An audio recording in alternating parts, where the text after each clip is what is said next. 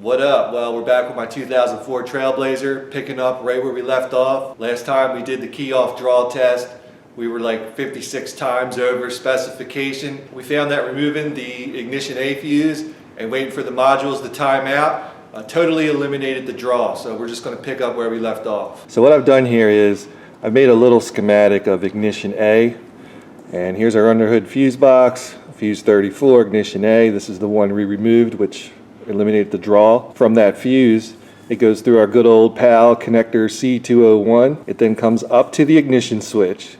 When the key is in accessory, run, or start, power comes from the ignition switch back through C201, and it continues down to the rear fuse block. So being that there is a mechanical connection, if you will, inside the ignition switch itself, what we want to do is unplug the ignition switch and see if we still have power with the key off on ignition 0.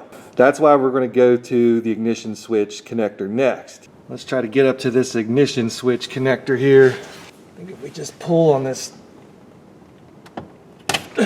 tilt knob, it comes out.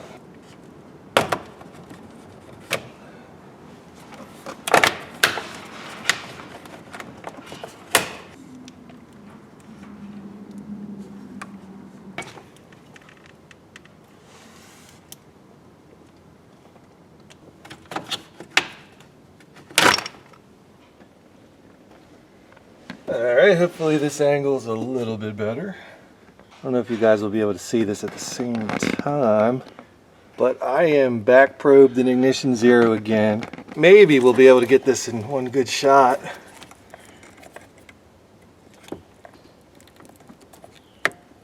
Did you see it? Did you see it?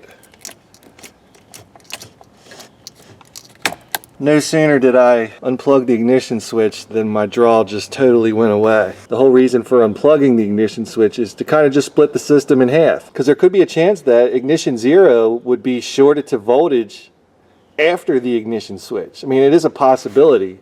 This has happened before where people have hooked up a remote start incorrectly and actually supplied key off power to ignition 0. And I think I talked about this back in a video I did a couple years ago about ignition 0 and all those weird transmission solenoid codes you can get, which is all related to a problem with ignition 0. I'll have to go back in my notes, but I'm pretty sure I've talked about it before. Really, as of right now, the video kind of is done. What I wanted to do was diagnose the cause of Minty's battery drain as well as the cluster kind of staying on. I mean, that's all I wanted to do. It just so happens that I keep a spare Trailblazer ignition switch with me. Well, not with me, with Scratchy Black, my 03 Trailblazer. I had a feeling this day would come. Well, my friend, you've been riding in Scratchy Black for like 10 years, but I found a new purpose for you. Now, the book really gives you bad advice about replacing this ignition switch. Don't trust the book. I don't know why the service information made this a lot more complicated than it had to be.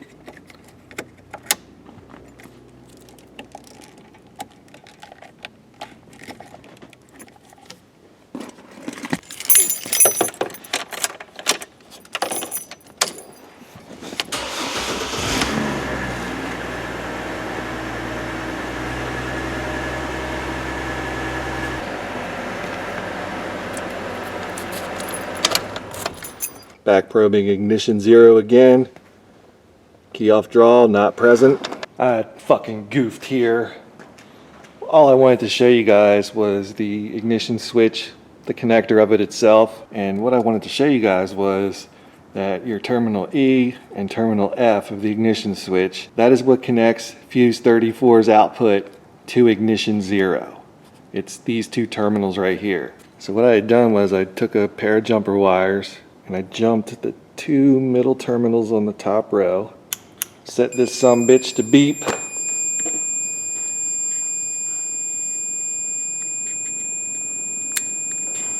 so that's crank, let it go, that's run, accessory, off. But what I did was I tested this before I took my camera out, and after wiggling this thing a few times, it like unjammed. Like I felt it change. Something's going on inside the switch itself. I've never taken one apart, so let's do that. All right, enough out of you.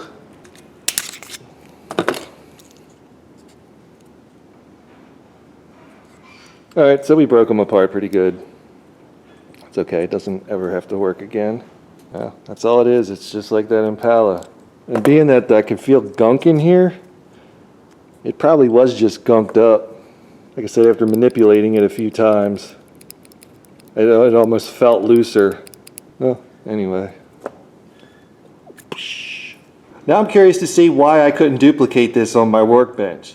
I hooked this thing up so I could play around with it. And what I noticed was no matter what I did, I couldn't get just the battery light and the prindle light to come on.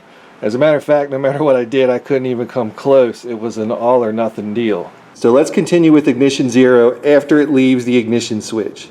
So it comes back to the rear fuse block and it splits off. It goes through fuse 50 for TBCIG. It also goes through fuse 47 for ignition 0. Now on TBCIG fuse 50, it's a supply to the BCM. On fuse 47, it goes over to the shift lever, it goes to the PCM, and it also goes down to the transmission. It's the supply for the transmission solenoids, the shift solenoids, as well as torque converter clutch solenoid. So aside from the transmission and the shift lever, there's also 2 modules that are powered up off of ignition 0. So with the truck still having the problem, let's see what happens to the cluster if we pull out these fuses. Oh, Minty, you're a dirty, dirty girl.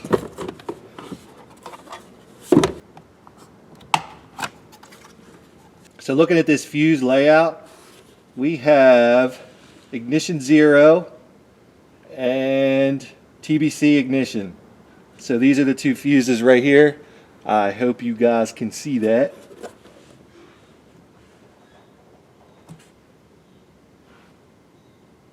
And the cluster just turned off.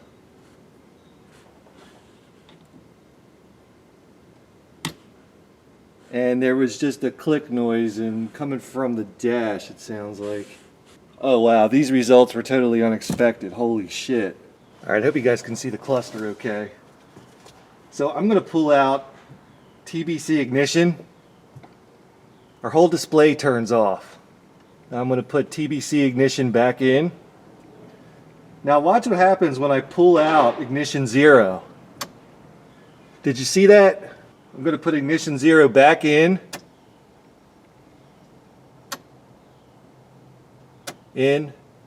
out, in, out, in, out. So this is why I was unable to duplicate this on the workbench. It's because the battery indicator, as well as the prindle message along with what gear you're in, it's a bust message. So that's why I couldn't duplicate it on the workbench, because those are bust messages to the cluster itself. Of course I'm not going to be able to duplicate that, but thought I'd throw it in there because that's pretty cool. But yeah, how awesome is that? I was actually able to figure out why I couldn't duplicate those 2 warning lights on the test bench. Alright guys, now that Minty Green has a halfway decent battery in her, their key off draw is now fixed. I can actually do what I bought Minty Green for. It's to show you guys more stuff on these trucks. So now with this out of the way, we can actually get started. Anyway, thanks for watching. If you've got one of these Trailblazers, whether it's an 03 or 04, even one of the later ones, definitely subscribe because there's a lot more shit coming. Or don't subscribe, I don't really give a fuck. Whatever. This reminds me so much of my 03, it's not even funny. Except for the roof, and the OnStar, and the compass in the mirror, and no speakers in the back. And this probably rides like a lot of road noise and shit like my 03 did before I did all the second skin, top to bottom, front to back, everything but the firewall and under the airbag module. I'm gonna tell you guys some real shit right now. We had a new mechanic start at my work this week, and he comes from a pretty well-known dealer in our area. I like to stay in tune with what goes on at other shops, and what really got me was the fact that if you worked for this dealer, you'd be given a repair order and you'd pull the car in and you'd find that one of the tires was significantly lower than the others, and you'd go ahead, leak test the tire, maybe you've got a nail in it, so you'll pull the nail out, you'll plug the tire, you'll put it back on the car, and the dealership pays you $0. Their reasoning well, Mr. Mechanic, we're giving you this car that you're going to fix the tire for free for, but we're also going to give you this fucking inspection sheet so you can find something to sell. This is why this fucking industry sucks big fucking dick. It's fucked up for anyone to say that somebody's time isn't worth anything. To say that my man's time is worth absolutely nothing to them, fuck them. As much money as these motherfuckers spend on advertising their goofy ass commercials to buy their shitty fucking Korean cars, and they're not gonna pay their mechanics to fix them? The fuck is wrong here? I mean, what's next? Are they gonna bring you a car like my Minty Green 2004 Trailblazer with a key off battery draw problem and the cluster kind of staying on, and they're gonna have you do what I did, an hour and 45 minutes of time to determine the corrective actions and not pay you for it? What, am I supposed to diagnose this motherfucking truck for free? But it's okay because I got this inspection sheet so I can find something to sell? Another local dealer always puts up job listings on Indeed, you know what I'm saying? And what they've done now is they've actually cut B technician pay down to $15 an hour flat rate.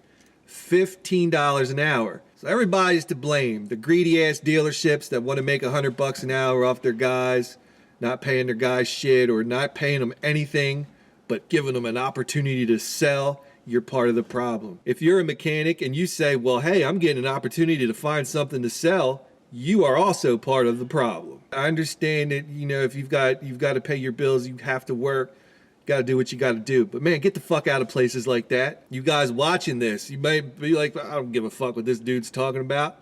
Fuck that. Watch me. Watch other people that do this shit. Even the people that I can't fucking stand. Just watch them. Learn from them. Fix your own cars. Don't take your business to places like this that fuck their mechanics over. You know what I'm saying? As my man said, there's no technician shortage. Just motherfuckers don't want to pay.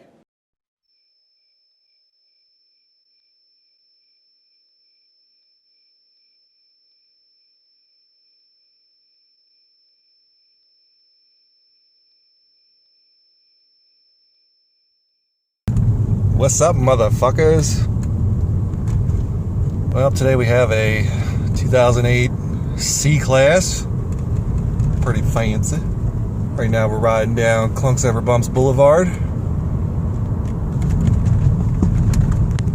Whoa, big scary tractor trailer.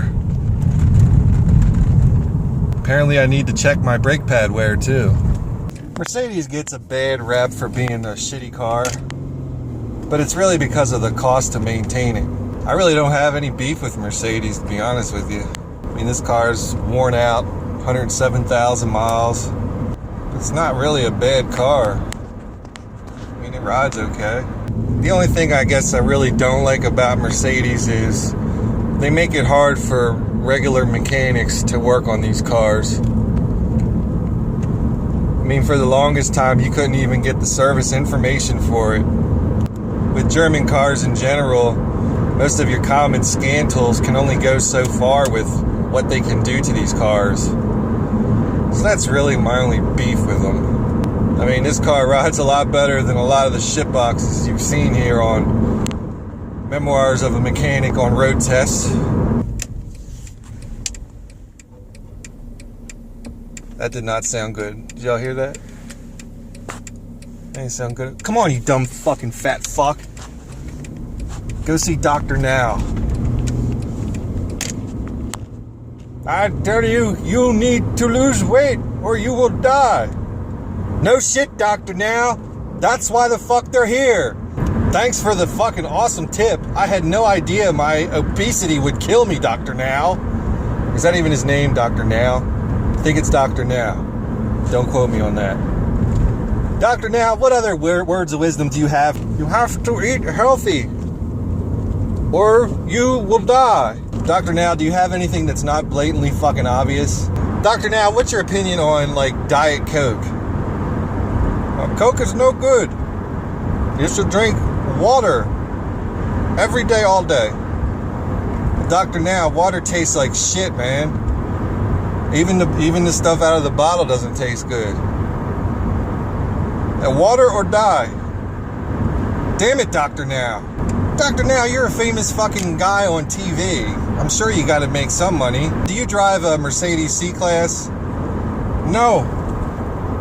I drive Nissan Sentra, 1998. Doctor, now, when you're like doing the operations on these people, do you ever like just probe around their naughty parts?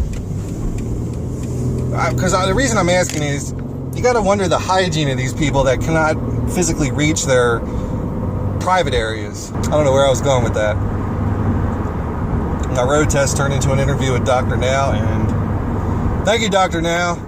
Well, I'm back with the C-Series Mercedes, the C300 4MATIC. I just did some repairs to it, took care of all those messages. So we're just going to do a little verification. Well, today's road test came to an untimely end.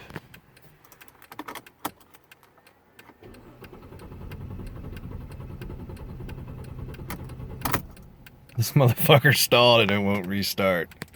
The funny thing is, I didn't do anything that would cause this thing not to start. I put a couple tires on it. It needed brakes. It had a marker laid out, a routine service. Now it cranks and won't start. I can hear the fuel pump run. It cranks good. I don't know what we got going on. But I'd rather this happen to me than a customer.